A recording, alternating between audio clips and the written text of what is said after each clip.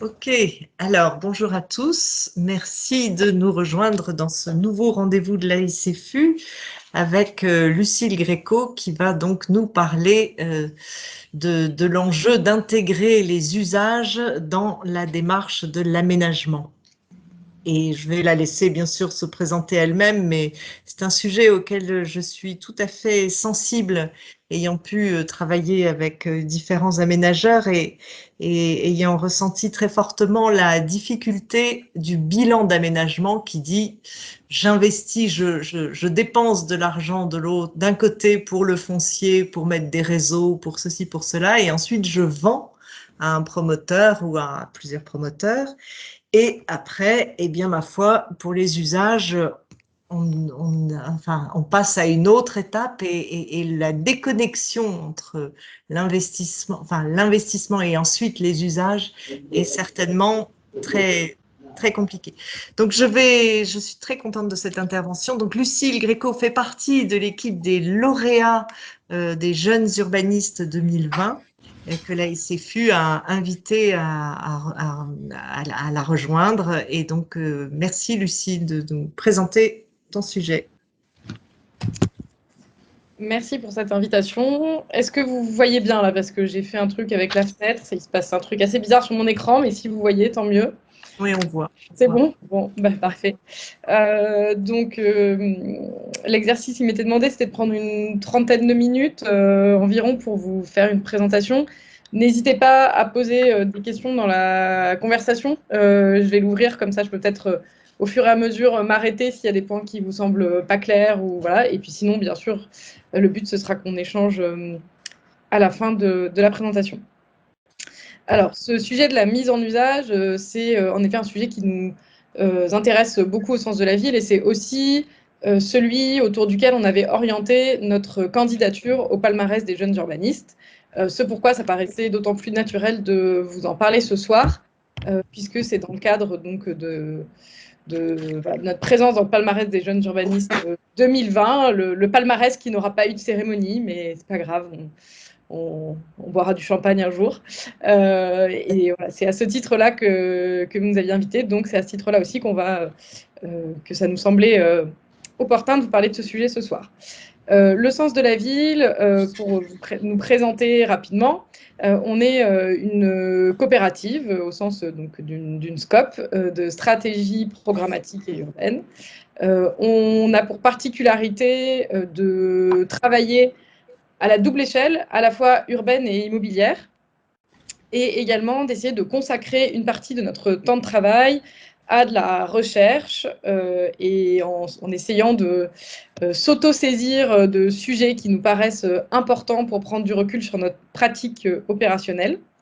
On a aussi pour autre particularité, en essayant de couvrir l'ensemble de la chaîne de notre pratique d'AMO, en plus de nos missions et donc de ces temps de recherche, on va de plus en plus vers le faire, puisqu'on est en train de monter, enfin on a monté une structure avec Plateau Urbain, qui est une autre coopérative qui a elle-même été lauréate du palmarès des jeunes urbanistes il y a maintenant 4 ans, une structure qui s'appelle Base Commune et qui est une foncière solidaire de rez-de-chaussée qui a pour vocation d'acquérir des rez-de-chaussée dans des contexte de projets neufs, mais pas que, et de les mettre à disposition à des prix inférieurs à ceux du marché, à des porteurs de projets qui ne pourraient pas trouver à se loger dans le marché immobilier standard. Voilà, donc c'était pour vous expliquer aussi ce positionnement qu'on a peut-être un peu particulier, qui essaye d'avoir cette casquette de chercheur d'un côté, un rôle d'AMO un peu plus classique, et d'aller jusqu'à l'opérationnel au sens d'être aussi, nous, un acteur à un échelon opérationnel. Aujourd'hui, on est une équipe d'une petite dizaine de personnes. Alors, on se définit tous comme urbanistes. Évidemment, je pense que ce n'est pas dans cette arène qu'on apprendra qu'être urbaniste, ça veut dire beaucoup de choses. On a des profils assez variés, des expériences professionnelles, notamment qui viennent de l'immobilier pour Flore Strootman, qui est une des deux fondatrices Sciences de la Ville. Vincent Josso, l'autre fondateur, travaillait chez un aménageur auparavant. On s'était connus tous les deux au sein d'une agence d'architecture et d'urbanisme, l'agence François Leclerc, donc en ayant une expérience en maîtrise d'œuvre urbaine auparavant. Et puis, les autres profils, comme vous le voyez, assez féminins de notre équipe sont aussi tous urbanistes avec des profils pas mal Sciences Po. On a aussi une architecte et on accueille, avec cette ambition d'avoir cette activité de recherche, une chargée de projet qui est doctorante CIFRE chez nous et qui travaille sur la question des communs et des espaces partagés dans les opérations immobilières, en particulier dans le temps de la gestion. Donc ça va pas mal rejoindre les sujets que je vais évoquer aujourd'hui. Nos missions vont de la conduite et du montage avec des missions d'accompagnement un peu classiques sur des procédés d'aménagement, des procédés d'aménagement, mais on a aussi cette question du transitoire. On fait pas mal de missions d'accompagnement, de montage de projets transitoires, plutôt du côté du maître d'ouvrage, en tout cas du propriétaire. Vous avez eu une intervention, si je ne me trompe pas, de Bellastock, qui est donc plutôt du côté de ceux qui font.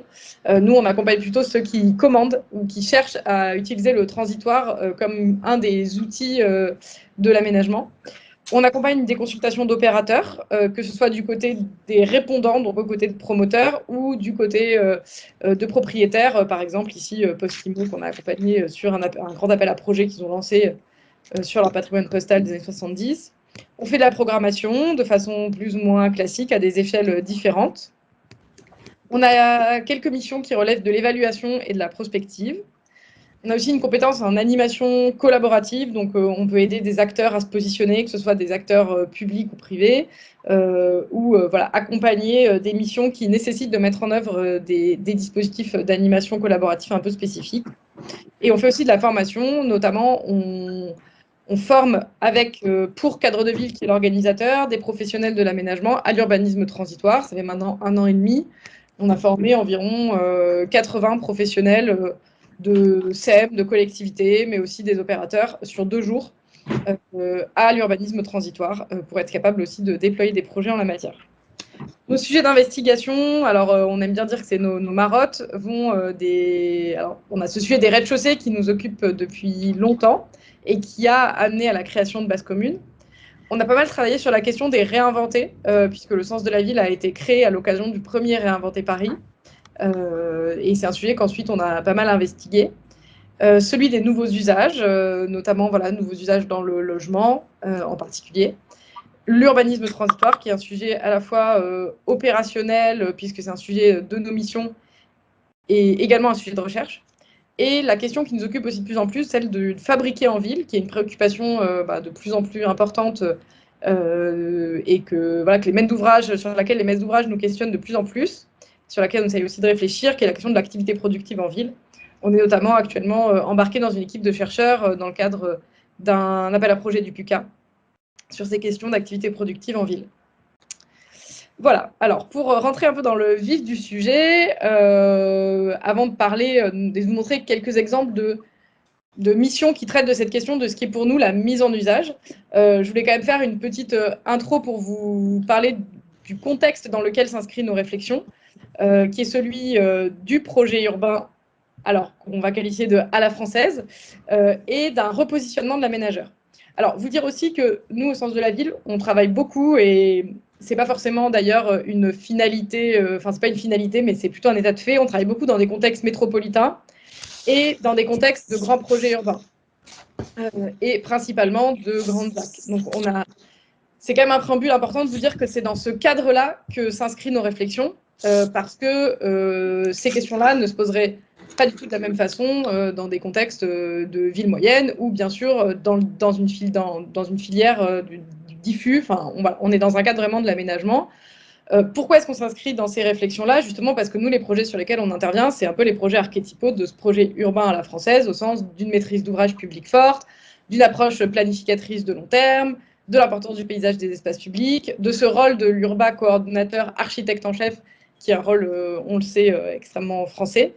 Alors, on a mis ici cet exemple, je pense que peut-être chacun en aurait un différent pour qualifier de ce que peut être la ZAC qui représente le mieux le projet urbain à la française, mais à notre sens, Boulogne et donc la ZAC du Trapèze est un bon exemple, notamment parce qu'elle a vu se développer les fameux macro-lots qui ont été bien sûr aussi tant réfléchis, puis décriés, puis on a continué à en faire quand même. Et on y voit également l'importance du paysage, des grands tracés, d'une voirie extrêmement ordonnancée. Et ce projet urbain à la française, c'est cette ville initiée et prescrite par le public, avec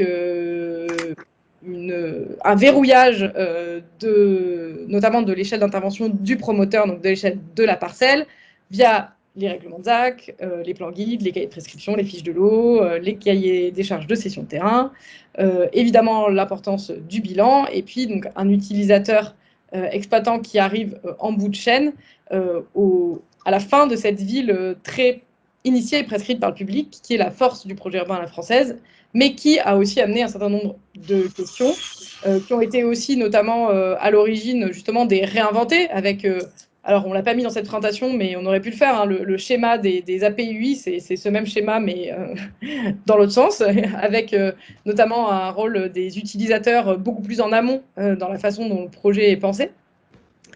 Ce cadre-là de ville initiée et prescrite par le public, il a aussi conduit récemment à des interrogations de la part des aménageurs et probablement de beaucoup d'entre vous, en tout cas de nous. Le sens de la ville a été fondé et né d'une insatisfaction ou d'une impression voilà, de travailler dans un cadre où on n'arrivait pas toujours à produire une ville aussi vivante, riche, et avec notamment des rez-de-chaussée parfois vides un peu trop longtemps, et puis une ville pas forcément adaptée aux usages attendus. On a remis ici des extraits des entretiens de l'aménagement qui datent maintenant d'il y a 2 ans à Toulouse, où un des axes de réflexion était la ville pas chiante. Alors vous pouvez, si ça vous intéresse, regarder, j'ai remis le lien de l'intervention et notamment de l'introduction de la même Ariela Mazmoudi que je citais en début de présentation, qui était donc tout un axe de réflexion du Club Ville Aménagement. Il y a d'ailleurs un ouvrage qui sort le 30 juin intitulé La ville pas chiante, le 30 juin prochain. Et voilà, on s'inscrit dans ces réflexions de comment faire des villes, comment sortir des villes qui se ressemblent, qui sont capables de produire du transformable, sortir de l'obsession du parfait achèvement, qui est donc une formule introductive de cette table ronde dans laquelle on se retrouve pas mal. Comment arriver à produire de la diversité, accueillir de l'aléatoire, échapper au modèle générique.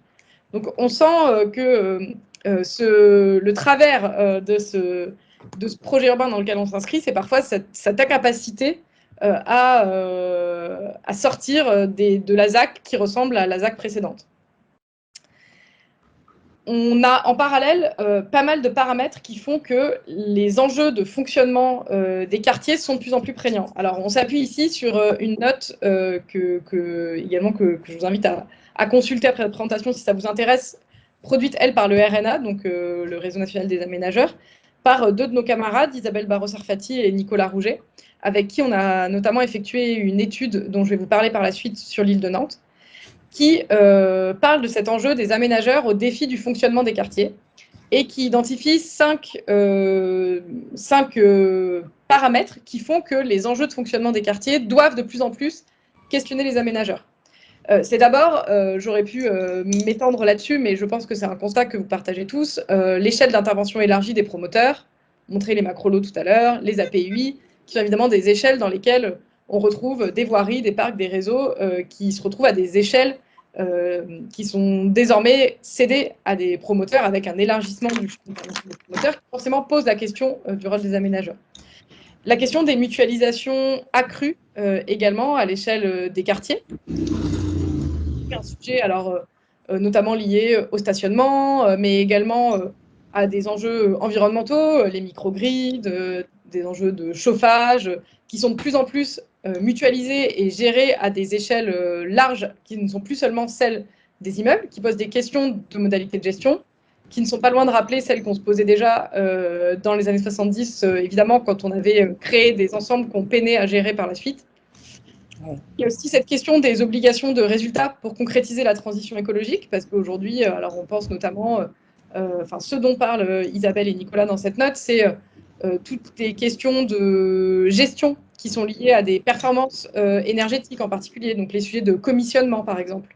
Comment est-ce qu'on va suivre les performances énergétiques d'un bâtiment, puisqu'on s'est rendu compte que en dépit de prévisions toutes plus précises les unes que les autres, on avait des performances à l'usage qui n'étaient pas celles qui avaient été prévues. Donc les dispositifs de commissionnement qui sont là pour suivre ces sujets-là convoquent notamment le qui s'occupe à cette échelle-là d'assurer ces questions de service après-vente liées à des obligations de résultats de concrétisation de la transition écologique.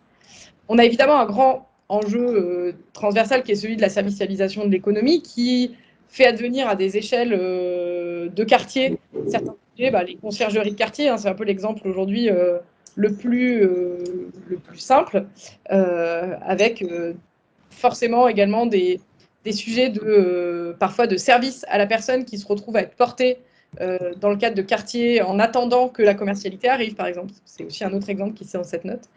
Et puis le dernier axe, c'est l'importance de l'animation du quartier.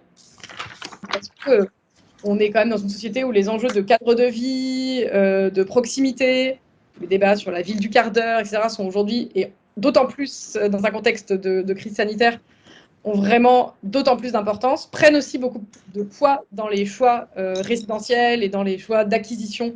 Alors là, on parle encore de quartiers neufs, et qui donne de l'importance au fonctionnement et à l'usage dans les quartiers, là où l'aménageur, traditionnellement, rend les clés une fois les espaces publics livrés et les charges foncières vendues aux promoteurs.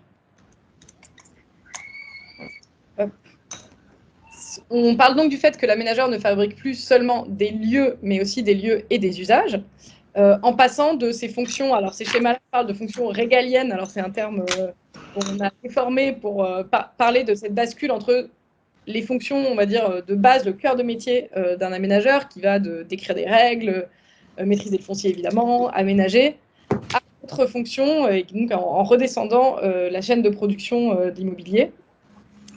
On a mis un exemple, alors peut-être certains d'entre vous connaissent, hein, la communication et le positionnement de l'EPA Saint-Étienne est intéressant à cet égard, l'EPAS, qui se décrit lui-même comme une maîtrise d'ouvrage sur tous les fronts, qui fait de la promotion, qui a créé une foncière de rez-de-chaussée, alors dans un contexte particulier qui est celui de...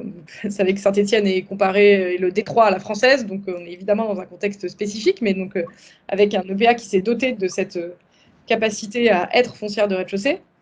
Il fait aussi ce qu'on appelle nous de l'activation. Donc là, on les a notamment accompagnés pour ouvrir un lieu à rez-de-chaussée transitoire qui s'appelait donc Tambour Battant, qui était un café laverie, donc dans lequel le PA a été assez loin dans le suivi de ce projet-là et voilà, qui dépasse a priori ses prérogatives initiales d'aménageur.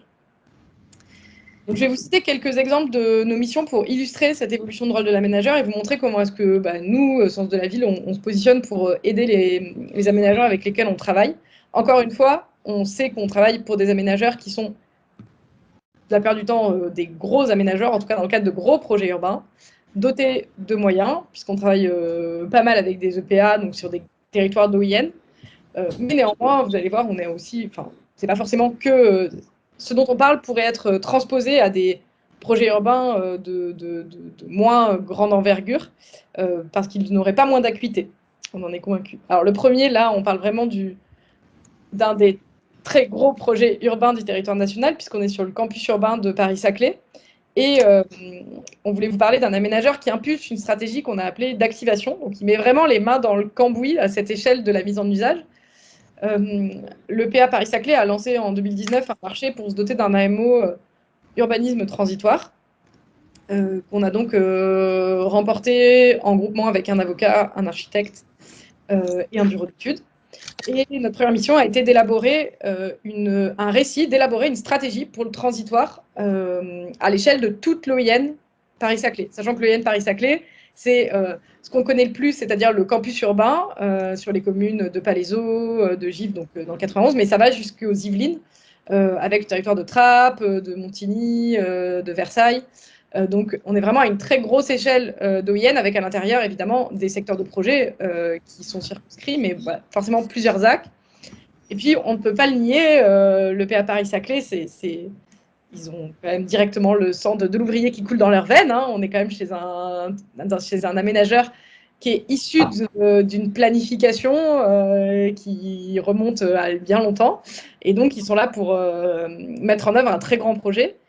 Et a priori, un aménageur assez loin de ses préoccupations, notamment d'urbanisme transitoire au départ. On a élaboré avec eux une stratégie qu'on a appelée ensemble Paris-Saclay version bêta, ouvert pendant les travaux, pour assumer le fait qu'il pouvait y avoir, à l'échelle de ce très grand projet extrêmement dessiné, des zones d'incertitude, des zones de test et une logique aussi d'accompagnement des transformations urbaines qui n'étaient pas du tout dans leur état d'esprit jusqu'à présent. Alors, pour vous montrer l'échelle dont on parle, alors c'est peut-être pas si facile de s'en rendre compte là sur cette vue aérienne, mais on parle d'un extrêmement grand périmètre. Donc, ici, c'est le campus urbain en question. Pour aller, donc ici, vous reconnaissez l'école polytechnique avec son lac en forme de tricorne et le quartier de Moulon de l'autre côté. Donc, il faut bien un quart d'heure de voiture pour aller d'un point à l'autre. Donc, on n'est même plus sur un quartier, on est sur plusieurs quartiers et dans lesquels on a vraiment des enjeux caractéristiques des ZAC nouvellement livrés. Alors, avec une couche supplémentaire de complexité, on est sur un campus. Il est censé être urbain un jour, mais pour l'instant, il ne l'est pas encore complètement parce que les habitants, on va dire les vrais habitants, ne sont pas encore complètement là. À part un peu sur Moulon, on a les premiers logements familiaux. Mais côté Polytechnique, on attend l'arrivée du Grand Paris Express pour livrer les premiers logements familiaux. Et donc, on est surtout sur un quartier qui est fondé sur une adjonction de très grandes écoles, de très grandes entreprises, avec des logiques de chapelle extrêmement prononcées, parce que visiblement, vous ne ferez pas boire un apéro à un centralien avec un polytechnicien de façon aussi simple que ça. Donc, c'est pas si facile de créer de la vraie vie et de la vraie ville quand on juxtapose des écoles qui sont elles-mêmes assez fermées et qui même revendiquent le développement d'esprit de corps, ce qui est un peu le principe. Mais voilà, derrière, pour faire ville, c'est pas si facile. Avec aussi le fait qu'on a des grandes entreprises, avec des gens qui viennent le matin, qui travaillent ici, puis qui rentrent chez eux le soir. Alors ça, c'est évidemment plus complexifié avec le développement du télétravail. Donc quand on avait fait un diagnostic là-dessus et rencontré pas mal des acteurs du campus, il y avait beaucoup d'éléments qui étaient ressortis. Un manque d'animation et de convivialité à l'échelle du quartier, le fait d'une absence de lieux neutres et informels qui ne soient pas rattachés à un établissement d'enseignement supérieur ou à une entreprise. Quand on a commencé à intervenir sur le quartier il y a 2 ans, il n'y avait pas encore de café, pas de restaurant, juste un hôtel. On peine à imaginer ce que c'est qu'une ville avec autant d'habitants mais aucun service. Une offre donc de restauration et de commerce encore peu variée, tant en termes d'offres que d'amplitude horaire. Une difficulté à se repérer dans le quartier, puisqu'on est vraiment dans des villes voilà, nouvellement livrées, avec aucun nom de rue encore, pas forcément de signalétique, peu de mobilier urbain dans des nouveaux espaces publics, mais des nouveaux espaces publics, attention, je ne sais pas si récemment vous avez pu aller vous balader là-bas, on se balade entre des prix de cœur et des écarts d'argent, hein, c'est un quartier extrêmement beau, avec des espaces publics extrêmement qualitatifs.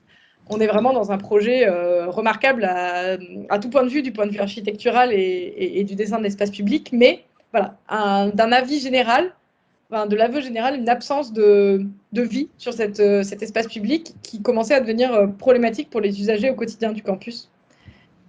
Donc, ce qu'on a proposé à l'EPA, c'était d'endosser cette fonction de metteur en usage, de leur dire, bah, voilà, maintenant, vous ne pouvez pas seulement avoir livré tout ça et puis bah, vous en allez ou laisser le soin aux collectivités de faire, d'autant plus que les collectivités, bah, le temps que les espaces publics leur soient rétrocédés, c'est pas pour tout de suite, puisqu'on est sur un très grand projet. Donc, pour l'instant, c'est un peu des extensions des villes actuellement. Donc, elles ne sont pas non plus, même si évidemment, il y a un groupe scolaire qui arrive. Donc, progressivement, les collectivités se saisissent de la vie de ces quartiers-là, mais c'est très progressif.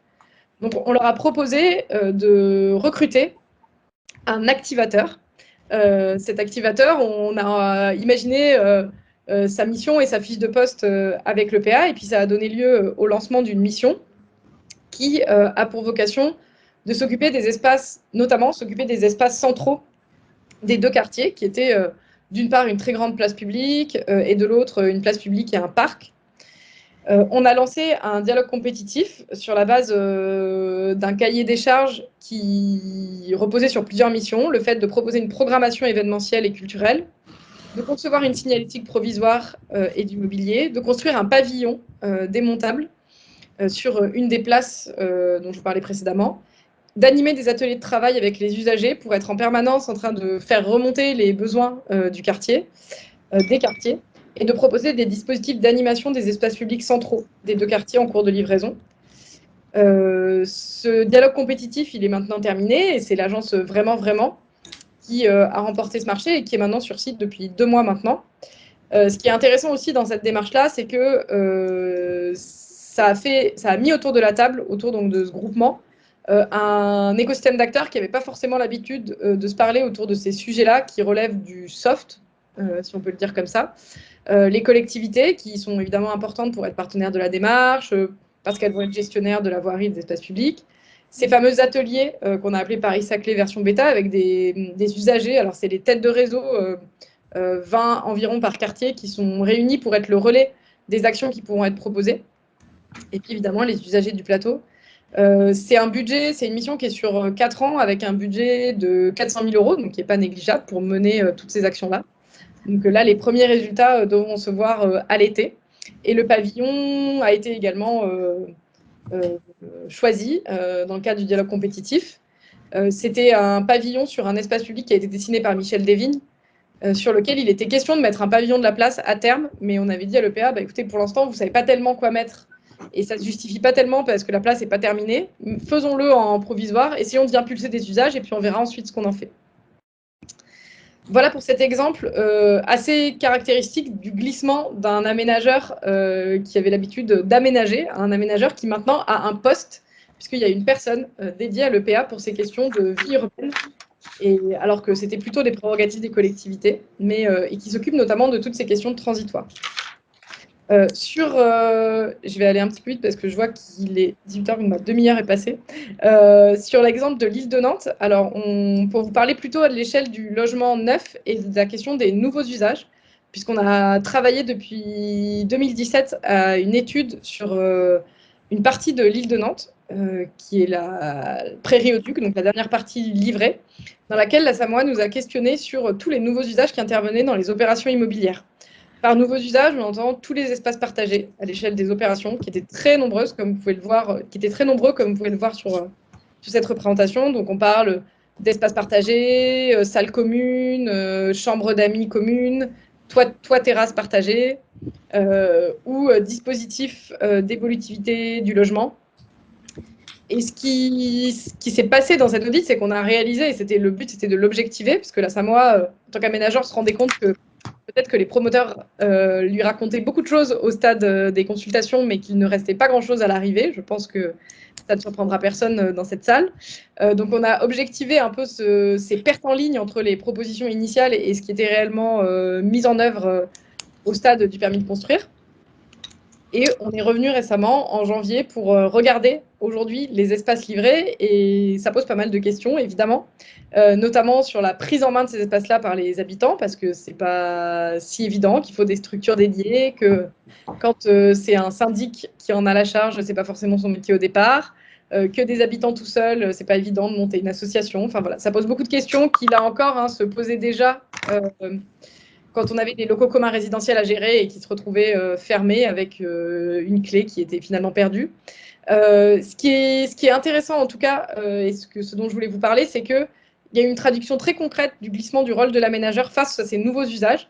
C'est que suite à l'audit qu'on a pu faire et à tous les problèmes qu'on a pu mettre en lumière sur le fait que l'aménageur devait être plus prescripteur, en tout cas plus en accompagnement sur cette question du suivi des nouveaux usages proposés à l'échelle même des opérations immobilières, c'est cette contribution à la mise en usage. Alors, le quartier République, c'est la suite de la ZAC sur l'île de Nantes. Et donc, la Samoa a écrit dans ses dossiers de consultation de cession de charges foncières que les opérateurs intervenant dans ce quartier devraient réserver une enveloppe de 10 € hors taxe par mètre carré de surface de plancher pour s'inscrire dans la démarche de mise en usage.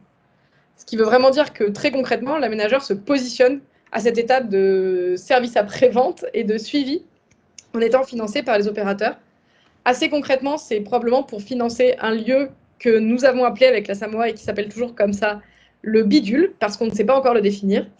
Donc ce bidule, ça sera un rez-de-chaussée. Son emplacement a été réservé. Le but, ça serait que ça soit un local avec à l'intérieur quelqu'un, probablement payé par la Samoa, qui jouerait un rôle d'accompagnement à la mise en usage du quartier. Je pourrais revenir là-dessus dans les questions si ça vous intrigue. En tout cas, on a, à la fin de cette étude, établi pour la Samoa un nouveau rôle face à ces nouveaux usages qui était celui de la vigie, que ce soit au stade des consultations, de la conception et de la commercialisation, mettre aussi davantage son nez dans la commercialisation parce qu'on s'est rendu compte que c'était vraiment à cette échelle-là que ça se jouait aussi parce qu'on a beau inventer tout plein de dispositifs super innovants à l'échelle du logement en VFA, la plupart du temps, ceux qui commercialisent à monsieur et madame tout le monde, quand ce n'est pas des investisseurs, n'est pas du tout au courant de tout ce qui s'est envisagé au stade des développements. Et la plupart du temps, toutes les belles idées se perdent. Et la Samoa, comme les autres aménageurs, ont malheureusement très peu de vision sur la façon dont les logements sont commercialisés. Et c'est assez difficile à verrouiller, en tout cas à suivre. Et puis, le temps de la mise en usage derrière, c'est aussi celui de la livraison. de faire financer par les opérateurs suffisamment d'accompagnement, de suivre la mise en place des espaces livrés. Bon, voilà, je ne rentre pas complètement dans le détail, mais en tout cas, la Samoa est en train de repenser de fait son rôle, pas seulement comme un aménageur qui fait des prescriptions sur les bâtiments, les façades, les toitures, des prescriptions environnementales, mais également des prescriptions qui relèvent vraiment des usages et qui se donnent la capacité de les suivre. Et le dernier exemple dont je voulais vous parler, c'était Saint-Vincent-de-Paul dans le 14e, que vous connaissez probablement parce que c'est là qu'il y a eu les fameux grands voisins, une occupation temporaire. On a travaillé pour l'aménageur Paris Métropole Aménagement, et notamment, entre autres, mais c'est surtout de ça dont je voulais vous parler, à l'élaboration d'un cahier des charges pour un futur gestionnaire de quartier. Donc là, on est vraiment dans une nouveauté qui est en train de s'expérimenter, alors sur plusieurs quartiers, mais bon, Saint-Vincent-de-Paul, c'est peut-être celui où ça commence à être de plus en plus, ça va se concrétiser prochainement. Saint-Vincent-de-Paul, c'est un quartier qui se doit d'être le laboratoire de tout plein de choses. Laboratoire, c'est un mot à la mode, mais pour Saint-Vincent-de-Paul, ça s'applique particulièrement. De participation environnementale avec beaucoup d'exigences. Et puis, bien sûr, il y avait eu en plus ce précédent des grands voisins. Alors, pour faire très très vite, il y a beaucoup de raisons qui ont conclu au fait que c'était important d'avoir un gestionnaire animateur à l'échelle du quartier pour pouvoir poursuivre des choses qui avaient été très importantes dans le cadre de l'occupation transitoire, le fait de pouvoir maintenir de l'éphémère, de favoriser des implications dans le quartier, d'anticiper les modalités de gestion. Et puis aussi parce qu'il y a des spécificités de ce projet urbain, je le disais. D'abord, il y a une gestion dissociée des socles. C'est-à-dire que Saint-Vincent-de-Paul, on a découpé le projet en deux, avec les étages cédés aux promoteurs et les socles cédés à un opérateur unique qui se trouve être la RIVP.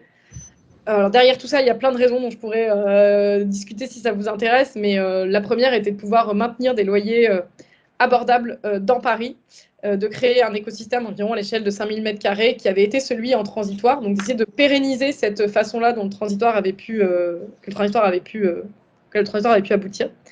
Puis il y a des dispositifs de performance environnementale assez forts dans le projet qui impliquent des mutualisations à l'échelle du quartier et pas mal de communs. Saint-Vincent-de-Paul, c'est un projet sur lequel on a beaucoup travaillé la question des communs à l'échelle de l'immeuble ou du quartier. Et donc, ce gestionnaire, pour essayer d'aller très vite et vous laisser le temps des questions, il aura pour fonction d'accompagner la mise en usage du quartier, d'accompagner aussi une forte mixité sociale, qui est une caractéristique extrêmement forte sur ce quartier-là aussi, poursuivre l'inscription de l'insertion sociale dans le projet, qui va aussi se poursuivre avec un centre d'hébergement d'urgence, animer et assurer la bonne gestion des communs, accompagner la performance environnementale. Et puis, il va aussi s'occuper de ces socles, justement, qui seront donc des socles actifs dans lesquels il y aura de l'activité économique, pas seulement commerciale, voire principalement pas commerciale, que ce soit du bureau, de l'activité productive, en assurant un principe de rotation des structures, en animant l'écosystème des occupants, en assurant le fait qu'il y ait une programmation qui reste ouverte et en ayant des loyers abordables. Donc, il aura des missions de base, il aura des lieux à exploiter, notamment pour équilibrer son modèle économique. Il sera en charge de la commercialisation. Il aura en charge des dispositifs de projets collectifs et citoyens. Et puis, il pourra avoir des missions complémentaires. Je passe sur là-dessus. Le cahier des charges, il est rédigé et il sera lancé en temps voulu pour que ce gestionnaire de quartier puisse être présent au moment des premières livraisons. Il est notamment financé et préfinancé directement par l'aménageur qui a rentré dans son bilan d'aménagement cette ligne de mise en usage et de gestion à l'échelle du quartier.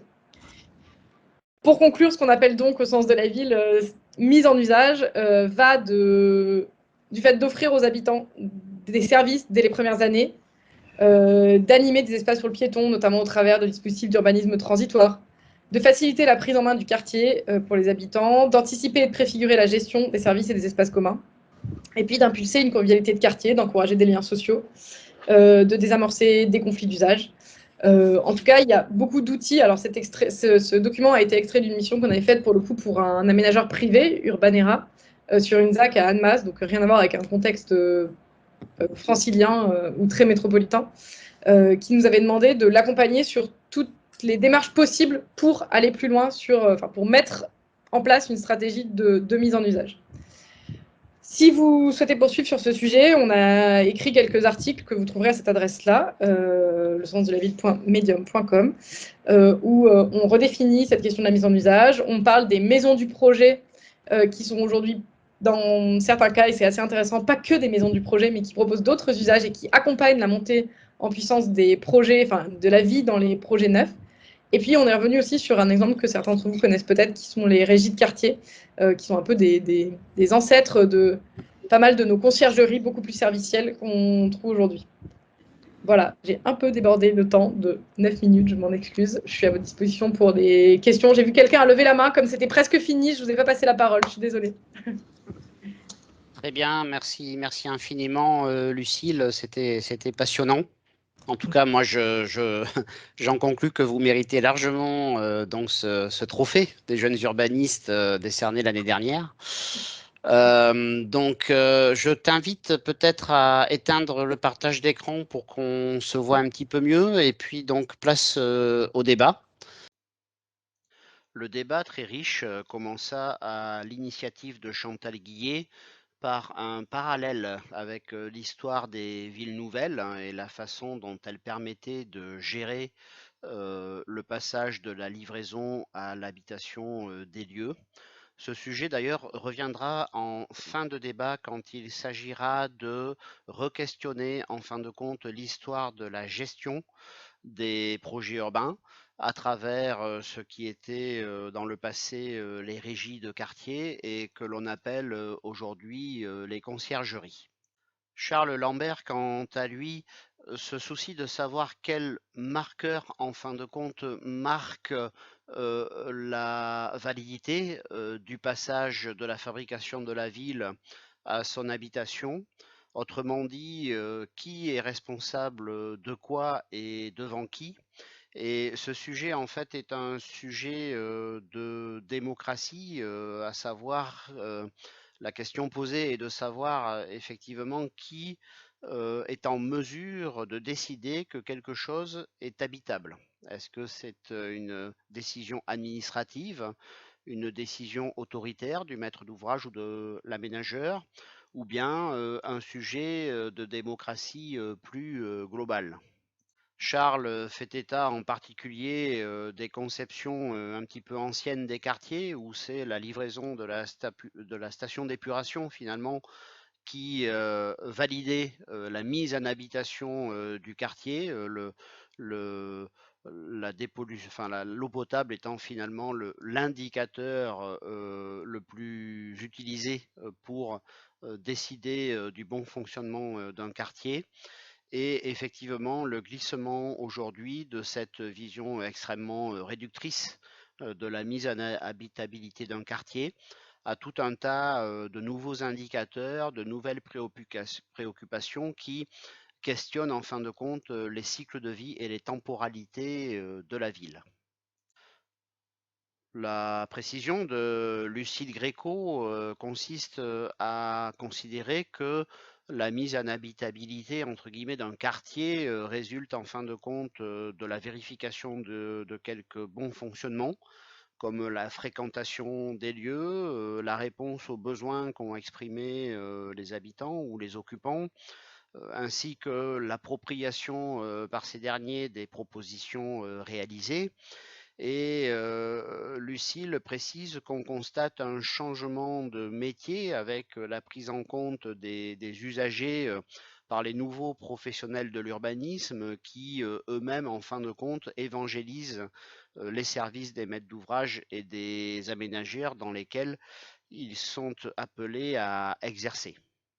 Bruno Ferracci a relevé dans le débat l'idée de projet urbain à la française qui repose sur une maîtrise d'ouvrage publique forte, mais s'interroge en fin de compte sur effectivement cette notion de maîtrise d'ouvrage publique forte du fait que l'urbanisme négocié et en particulier quand il s'exerce dans des macro-lots, c'est-à-dire dans l'absence finalement d'une maîtrise d'ouvrage quasiment publique, cet urbanisme négocié révélerait plutôt l'apparition d'une maîtrise d'ouvrage faible entre guillemets, et Bruno s'interroge en fait sur la façon de vérifier que les choses livrées correspondent bien aux ambitions que l'on s'était données dans la conception au départ dans la fabrication de la ville.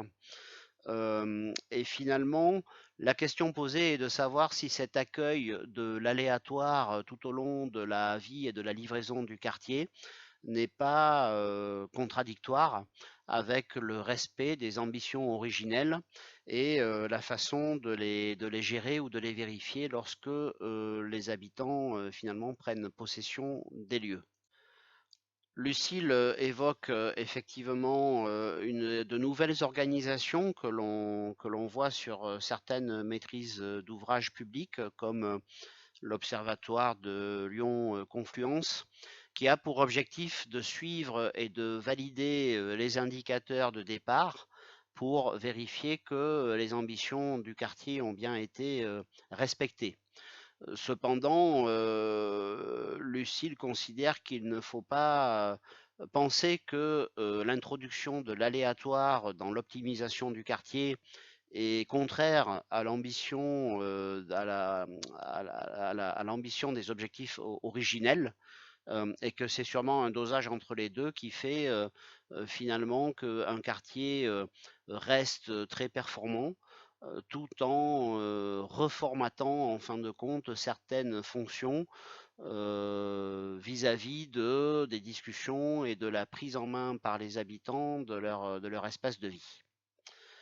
Laurent Landuy, quant à lui, considère qu'un espace public bien livré, c'est celui que l'on ne peut plus fermer.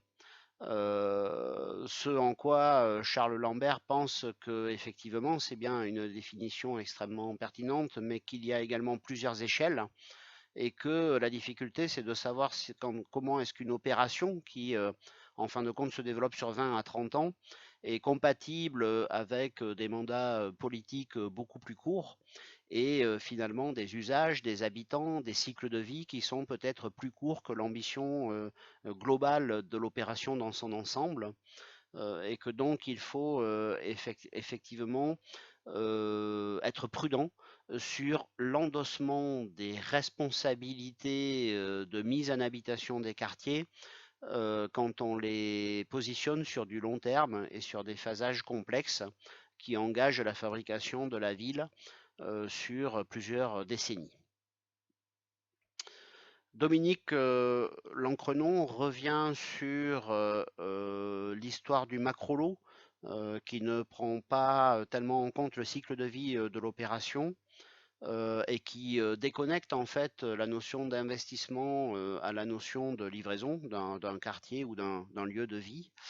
Et Dominique se pose la question de savoir si l'on peut découpler les rez-de-chaussée, le sol et le sous-sol des droits à construire qui à ce moment-là se situeraient au-dessus pour optimiser et mieux organiser en fin de compte la prise en possession, l'accueil de la vie urbaine sur ces espaces indépendamment des opérations de logement ou de bureaux qui se situeraient au-dessus. On rappelle à ce titre-là la visite de Villeurbanne qui avait été réalisée par la SFU lors du colloque Cornudet, qui est très révélatrice d'un quartier dans lequel la collectivité est restée propriétaire depuis plusieurs décennies des magasins, des commerces situés en rez-de-chaussée du quartier et à ce titre s'autorise une régulation des commerces pour animer et favoriser une mixité à la fois sociale et économique dans le quartier. Lucile évoque également l'opération Saint-Vincent-de-Paul à Paris qui est basée sur un principe un petit peu similaire. Samuel Bargaz, quant à lui, est plus sceptique sur ce découplage des rez-de-chaussée avec les espaces aériens des villes, je dirais plutôt sur le long terme. Il pose la question de savoir qui va gérer cette complexité lorsque tout le monde sera parti. Et donc la difficulté qu'il y a à réaliser ces montages complexes en les installant dans du long terme, y compris quand on fait une division en volume plutôt qu'une copropriété, sachant qu'il n'est pas évident que les affules relatives à ces dispositifs perdurent dans des très bonnes conditions dans le temps long. Samuel, par contre, relève également l'exemple de Villeurbanne, dont on a parlé tout à l'heure, mais également celui de la rue de la République à Marseille, qui peuvent être des bons observatoires de solutions innovantes sur ce fameux découplage. Charles Lambert rappelle à nouveau le rôle des urbanistes dans la tenue des objectifs de qualité de vie et de livraison relatifs à des opérations. Il rappelle effectivement que un des premiers colloques, je dirais, de la renaissance de la SFU en 1977 à Créteil portait sur la responsabilité des urbanistes. Et il rappelle effectivement que les urbanistes œuvrent dans la fabrication de la ville ou des quartiers sur l'endossement de responsabilités vis-à-vis d'objectifs concertés, bien compris, bien chiffrés et bien évalués. Et que donc effectivement cette notion de planification maîtrisée et objectivée n'est pas toujours totalement compatible avec l'accueil de l'aléa et de la mise en habitabilité, autrement dit des quartiers, ce en quoi il faut s'interroger en fait sur les meilleurs compromis entre ces deux approches et faire en sorte que la prise en main des quartiers par les habitants ne vienne pas diluer en fin de compte les objectifs généraux qui ont été écrits et qui ont été endossés lorsque l'on a conçu, imaginé et réalisé l'opération d'urbanisme. Laurent Vigneault continue le débat en posant la question de savoir si on pouvait inverser le processus de passage de la fabrication de la ville à celui de la prise en main par les habitants. Autrement dit, si l'on peut effectivement interroger ou mieux impliquer les habitants dans la rénovation de leur quartier ou dans le changement des modes de vie de leur ville. Lucile effectivement évoque quelques projets sur lesquels le sens de la ville intervient au titre des PNRU et insiste sur l'idée que bien évidemment ces pratiques existent et sont extrêmement pertinentes, mais qu'il y a également une question à poser aujourd'hui qui est de la revalorisation de ce qui relève de la gestion. En fin de compte, ce passage de la fabrication de la ville à sa mise en usage relève également d'un métier un petit peu disparu aujourd'hui, qui est celui de la gestion. On en veut pour preuve la dévalorisation aujourd'hui du rôle et de la réputation des syndics, mais plusieurs signaux encourageants se font jour, comme le fait que certains aménageurs qui sont historiquement très loin de la gestion et qui considèrent qu'une fois que le quartier est livré, leur rôle est plutôt de s'effacer, et ben, certains d'entre eux développent effectivement aujourd'hui une liaison vers le monde de la gestion et de l'entretien des quartiers, de l'optimisation éventuelle de ces derniers ajustements.